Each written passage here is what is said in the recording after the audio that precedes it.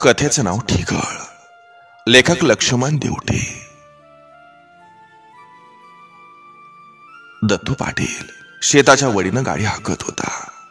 दिसवर सरकत होता, पण बैल आपल्या धीम्या गतीनं चालत होती. शिवार कांद्यानं डुलत होतं. कांदा पाहून दत्तूबाचं मन मफारलं. कांद्याचा हिसाब मनातल्या मनात मांडायला लागला. औंदा कांदा लय चढला होता. कांद्याचा भाव ऐकून शेतकऱ्याच्या तोंडाला आणि खाणाऱ्याच्या डोळ्याला पाणी येत होतं. दत्तू पाटलाने गाडी चिंच खाली सोडली, बैल बांधली. गाडीच्या आवाजानं आशी गोट्यातून धावत आली. ए आशे, अगे एवढं किराण्याचं सामान घेऊन जा. अवघाच इथं कुत्र मांजर तोडायचं. आली का? दत्तू पाटील असं म्हणाला. होय व, सामान देताना काय म्हणाल व शेठ? जवळ येत आशेनं विचारलं. काय म्हणतोय? इथं लाखानं माल पडून आहे आणि त्याच्या 2 रुपयाचं काय घेऊन बसलीस? काय पाहिजे ते घेऊन जा म्हणला. सामानाचं गठुडं डोक्यावर मांडत दत्तू पाटील म्हणाला. बरं झालं, कांदा निघाला की सगळं मिटू आपण. असं म्हणून आशे सामान घेऊन निघाली. अगं ऐकलं का? येताना 2 घम्याला घेऊन ये, खत घालायला होत्यालं. शिवार न्यायत दत्तू पाटील म्हणाला. बैलाच्या पाठीवर हात फिरवून त्यांना खड्ड्यावर नेऊन पाणी पाजलं. बैल घटा घटा पाणी पेली. मग चिंचेच्या सावलीत बांधून वैरण टाकली. बैल कडा कडा चिपाड फोडायला लागली. अहो म्या काय म्हणतीया, भाकर घ्या की खाऊन जरा. घम्याला गाडी ठेवत आशी म्हणाली. अगं भाकर खाऊ नंतर ग, आधी खत घालू. चल हात लाव थोडा. खताची गोणी वडत दत्तू पाटील म्हणाला. दोघांनी एक एक गोणी खाली घेतली, एक गोणी उसवली. घमेल्यात खत घेऊन टाकायला सुरुवात केली. सरा हात फिरायला लागलं. घमेल्या मागून घमाला रिकामं व्हायला लागलं. रान मागं सरायला लागलं. ए आशे, अगं सारथ्या कुठे गेला ग? दत्तू पाटलानं विचारलं. अवघी आलाय साळला. 1 दिवस साळा बुडवीत नाही त्यो. तेवढं तरी बरं हाय बघ. वार मानानं अभ्यास करत या, नाहीतर ह्या कामानं त्याचा अभ्यास घेणं होईना. कुत्र्यावाने दमत या माणूस, आणि कसला घेताय व अभ्यास? उभं राहा असं अशी म्हणाली. अगं बया, बिगीन हात उचल. म्हशीसारखं दमानं म्हणल्यावर कशी आवल घडायची ग? आवर जरा.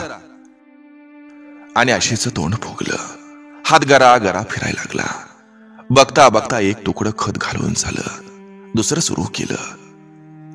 ए आशे, छगन तात्याचा कांदा लय महाग गेला म्हणत्यात, माहित आहे ना? काहीतरी बोलावं म्हणून दत्तू पाटील बोलला. चांगली 4 लाखाच्या पुढे झाल्यात. अशी एवढंच म्हणाली.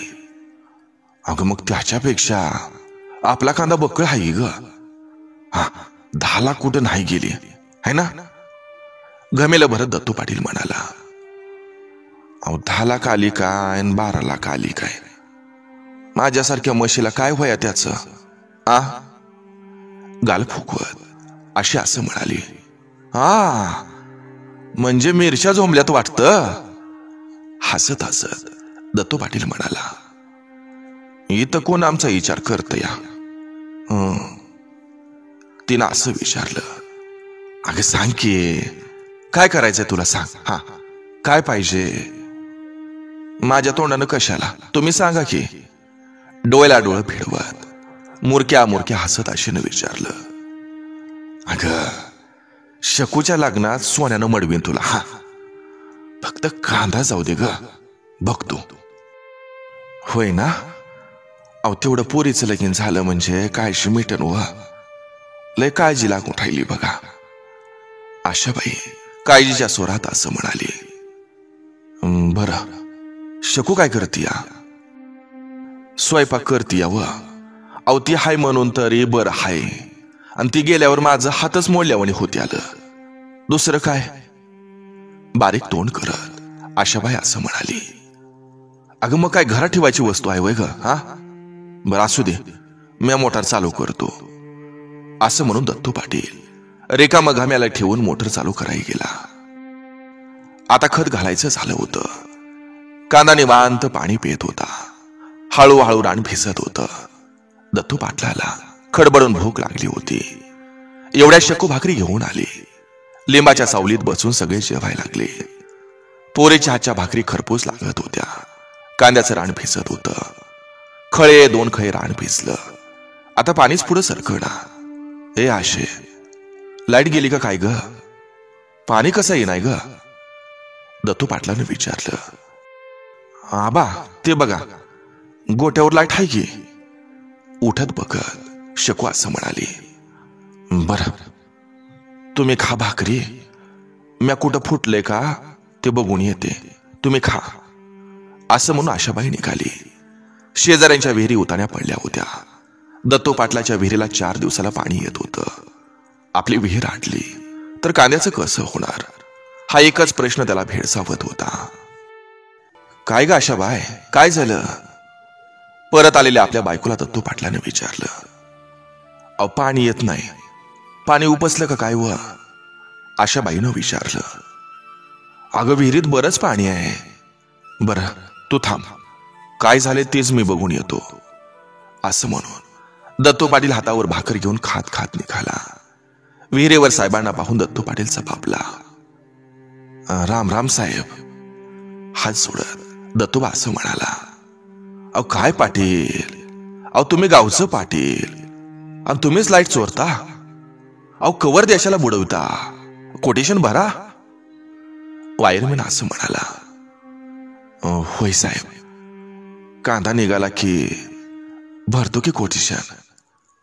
अहो पाटील, अहो 10 वर्ष झालं तुमचा कांदा निघतोय आणि तुम्ही फुकट उत्पन्न घेताय. अहो थोडा देशाचा विचार करा. अहो आकडा टाकून लाईट चोरताय आणि देशाला फसवताय. वायर गुंडाळी वायरमन असं म्हणत होता. साहेब एवढी वेळ माफ करा. अहो कांद्याला खत घातलं या. पाणी नाही भेटलं तर उभा कांदा जळून जाईल बघा. माफ करा एवढ्या वेळ. असं म्हणून दत्तू पाटलानं 500ची नोट वायरमनच्या हातात ठेवली. हे बघा पाटील, अहो आम्हाला कशाला पैसे खाऊ घालताय? नोट निहाळत वायरमॅन म्हणाला. राहू द्या. हे बघा साहेब, चहा पाण्याला होत्याला. कसनोसा हसत दत्तू पाटील असं म्हणाला. अहो पाटील, आम्हाला दिलेल्या पैशात कोटेशन होऊन जाईल, का कळत नाही तुम्हाला? ओ घोडेकर या, द्या पाटलांचा स्टार्टर जोडून द्या. त्यांच्या कांद्याचा नखा बांधा करू द्या. असं म्हणून वायरमॅन साहेबांनी 500ची नोट खिशात घातली. घोडेकरने स्टार्टर जोडून आकडा टाकला. बटन दाबताच मोटर सुरू झाली. ओ पाटील, आपला मोबाईल नंबर सांगा. डायरी काढत वायरमॅन असं म्हणाला. घ्या, लिहून घ्या. असं म्हणून दत्तू पाटलानं त्यांचा नंबर सांगितला. हे बघा पाटील, अहो तुमचा नंबर असला म्हणजे बरं झालं. उद्या जर एखादं पथक आलं तर पुन्हा उगत तुम्ही घावचाल.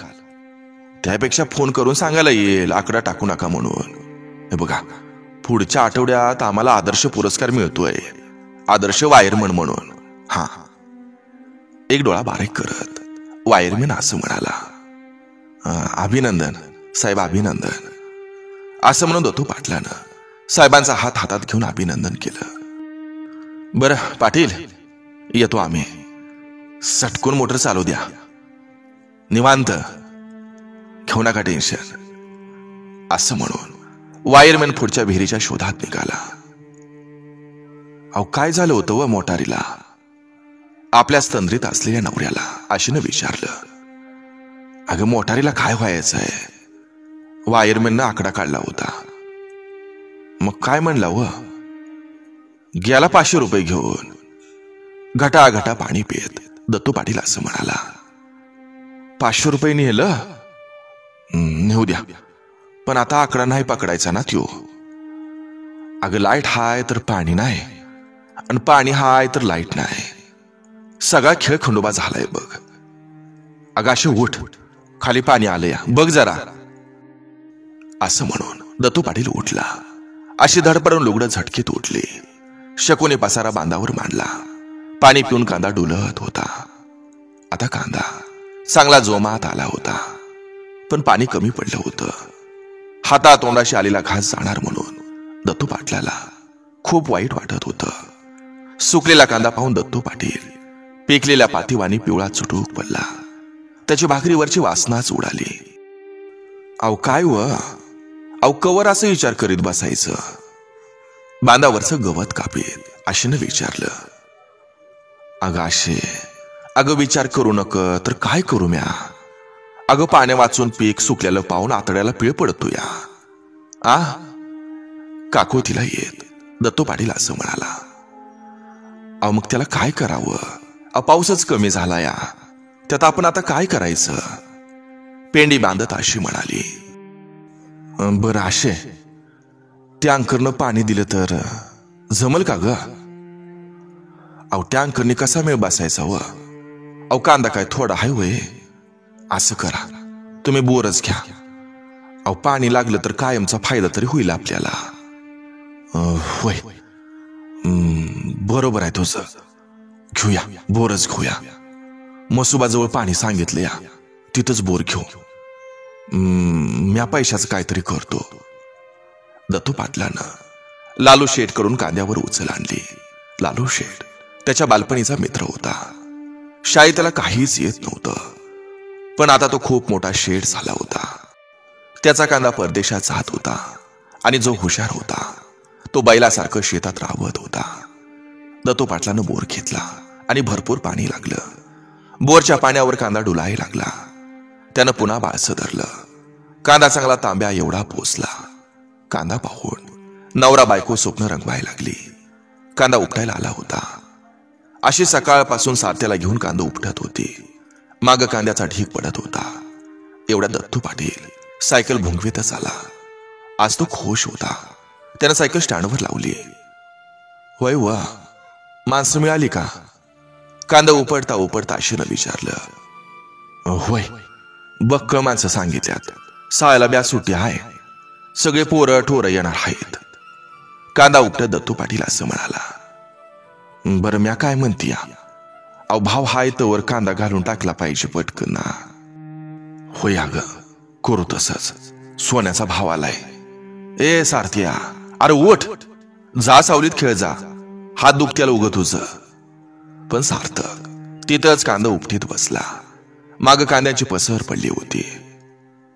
काय अहो अजून कसं कोणी येईना अहो दिस कुठं आलाय बघा की. वर आभाकडे बघत आशेनं विचारलं. अगं लय ढेक वाढली त्यांची. 10 वाजल्याच्या पुढं आयटीत घरातून निघत्यात. सगळं घड्याच्या काठ्यावर चालतं. आपण काय करायचं त्याला? अहो रोज काय कमी घेत्यात होय? अगं गरज आपल्याला आहे ग. असं म्हणून दत्तू पाटलानं बैलांना पाणी पाजून वैरण टाकली. बिचारे कडा चिपाडं फोडायला लागली. एवढ्यात शकू भाकरी घेऊन आली. पाठीखाली भाकरी झाकून बसली कांदा उपटायला. ए आशे, आता ना एकदा कांदा घातला आणि बिलाची पट्टी आली की शकूची तारीख काढू बघ. औंदा तिचं लगीन उरकून टाकायचंय. आता लय वेळ लावला नाही पाहिजे. पोरीकडे बघत दत्तू पाटील असं म्हणत होता. अहो नाहीतर काय, अहो 2 वरी झालं जमवून ठेवलं या. अहो पाहुण्यानं तरी काय म्हणायचं पोराच्या तुकड्याची सोय नाही बघ. लांब कोकणात मास्तर आहे तिकडं. होय, अहो लगीन झाल्यावर आपली शकू लांब जाईल तिकडं. तोंड बारीक करत अशी असं म्हणाली. पण अगं पुरीचं कल्याण झालं बघ. आई बापाचं बोलणं ऐकून शकू लाजत होती आणि त्याच वेळेस दुसरा सुखद विचार मोरपिसासारखा तिच्या मनाला स्पर्श करत होता. दुसऱ्या दिवशी दत्तू पाटलानं भीमा कांबळे गाठला. काय तात्या, अरे काल येतो म्हणला ना आला नाही हा? दत्तू पाटलानं विचारलं. अहो पाटील, अहो काल सकाळी फलटण घेऊन निघालो, पण वाटात संतू धनगरानं अडवलं. वर 25 रुपये वाढवून 125 रुपये रोज केला. मग कसं यायचं सांगा तुम्हीच? भीमा कांबळेनं उलट विचारलं. बरं आज सांग, आज कुठं जाणार आहेस? डोकं खाजवीत दत्तू पाटलानं विचारलं. त्यांच्या इथं जावं लागल. चालू पातावरून कसं यायचं? त्याचा लय कांदा आहे, भीमा कांबळे असं म्हणाला. बरं असं कर, म्या 25 आगाऊ देतो, 150 रुपये रोजगार देतो. ये सगळ्यांना घेऊन ये. चांगला महिनाभर कांदा जाईल. 150 रुपये रोजगार केल्यावर भीमा कांबळे खुश झाला. होय पाटील, सगळ्यांना घेऊन येतो. आनंदानं भीमा तात्या असं म्हणाला. थोडं बेगीन या, आता रोजगार वाढवलाय, असं म्हणून दत्तू पाटील पुढे निघाला. ओ पाटील, तुमच्या मागच येतो बघा, तुम्ही व्हा पुढे आलोच, असं म्हणून भीमा कांबळे पळाला. दत्तू पाटलाच्या अगोदर सगळे मोलकरी रानात पोहोचले होते. भराभरा कांदा उपटायला लागले. उपटलेल्या कांद्याची पात वेन चरा चरा बाजूला व्हायला लागली. लाल भडक कांदा काळ्या रानामध्ये उठून दिसायला लागला. कांद्यांचा ढीग वाढत होता. दत्तू पाटलानं 100-200 गोणी आणली. 10 रुपयावरून 40 रुपयावर गोणी गेली. कांदा वाढला, पण सगळ्यांनाच महागाई वाढवून गेला. आज आशे जरा लवकरच उठली. थपा थपा 2 भाकरी थापल्या, फडक्यात बांधल्या. हे बघा, तिथं गेल्यावर मिसळ घेऊन खा, भाकरीवर काहीच नाही. पिशवी हातात देत ती नवऱ्याला असं म्हणाली. होय, घेऊन खातो, पण बरं हे बघ, होईल तेवढा कांदा उपटून घ्या तुम्ही, असं म्हणून दत्तू पाटील पिशवी घेऊन निघाला. बरं ऐकताय का, पट्टी सांभाळून आणा जरा, पोरांना काहीतरी खायला आणा या तळा, अशी असं म्हणाली. होय आणतो की, असं म्हणून पोरांना विचारून तो निघाला. जाऊन टेम्पोत बसला. ड्रायव्हरने टेम्पो चालू केला. भला मोठा धूर सोडीत टेम्पो रानातून निघाला. मार्केटला भरपूर कांदा आला होता. 2 वाजता लिलाव सुरू झाला. 80 रुपयावरून कांदा 7 रुपयावर आला होता. एकदम गोंधळ सुरू झाला. शेतकरी बेथरला. कांदा फेकाफेकी झाली. व्यापारी झोडपला. लिलाव बंद झाले. व्यापारी लपून बसले. रस्त्यावर जिकडं तिकडं कांद्यांचा सडा झाला. शेतकऱ्यांनी मालाचं ट्रक रस्त्यावर ओतवून दिलं. आशेची निराशा झाली. दत्तू पाटील घरी आला. त्याचं कशातच मन लागेना. डोक्यावर कर्जाचा डोंगर वाढलेला. 2 वर्षापासून पोरीचं लग्न रखडल्यालं. कशानं करायचं, अनेक विचार त्याच्या डोक्यात यायला लागलं. सोन्यासारखा कांदा मातीमोल भावानं चालला होता. कांदा पाहून त्याला रडू येत होतं. कांद्याला भाव येण्याची तो वाट पाहत होता. दत्तू पाटील रानात बसून विचार करीत बसला होता. आणि एवढ्यात सारथ्या, त्याचा मुलगा चकार फिरवीतच आला. पाहिल्यामुळे त्याला दम लागला होता. काय र ए सारथ्या, काय अरे काय पळतोयस? ओ आबा, तुम्हाला बोलिवली या. चकारीवर टिपूर वाजवीतच सार्थक असं म्हणाला. अरे कुणी बोलिवले या? दत्तू पाटलानं त्याचं तोंड पुसत विचारलं. पाहुणे आल्यात, एवढं सार्थक म्हणाला. आणि दत्तू पाटलाच्या काळजाचा ठोका चुकला. आता पाहुण्यांना काय सांगावं तेच त्याला कळत नव्हतं. सार्थक चकार फिरवीत पुढं पळत होता. गाडी दिसतात त्याचं काही चिरत केलं. शकूच्या सासऱ्याची गाडी पाहून दत्तू पाटील हापकला. आता काय सांगावं, हा एकच प्रश्न त्याला पडला होता. अंगणात शकूचा सासरा उत्तमराव आणि पोराचा मामा नामदेवराव 2 जण बसले होते. दत्तू पाटील आल्याची खबर सार्थकनं अगोदरच दिली होती. राम राम राम राम, हात जोडत दत्तू पाटील असं म्हणाला. पाहुण्यानेही त्याला रामराम घातला. या बसा, कसं काय चाललंय, बरं आहे ना? शकूच्या सासऱ्यानं विचारलं. हा बरं चाललंय या, असं म्हणून दत्तू पाटील पाहुण्याच्या शेजारी बसला. इकडच्या तिकडच्या गप्पा सुरू झाल्या. शकू सरबत घेऊन आली. सरबत घेतल्यावर पाहुण्याने मूळ विषयाला हात घातला. पाटील, बरं मग लग्नाचे तीत कधी काढायचे? शकूच्या सासऱ्यानं डायरेक्ट विचारलं. तीत काढू की, कांदा घातला की तीत काढू, ओठावरून जीभ फिरवत दत्तू पाटील असं म्हणाला. म्हणजे पाटील, कांद्याला भाव येणार, मग कांदा घालणार आणि कांदा घातल्यावर लग्न करणार. अहो कांद्याला भाव येईल असं वाटतं का तुम्हाला? अहो काय घेऊन बसलाय त्या कांद्याचं? नामदेव मामा असं म्हणाला. तसं नाही, कांदा नाही गेला तर जमीन इकेल आणि पोरीचं लगीन करेल. हा, दत्तू पाटील असं म्हणाला. अहो पाटील, अहो 2 वर्ष झालं, तुमचं ऐकलं का नाही ऐकलं? उत्तमरावांनी विचारलं.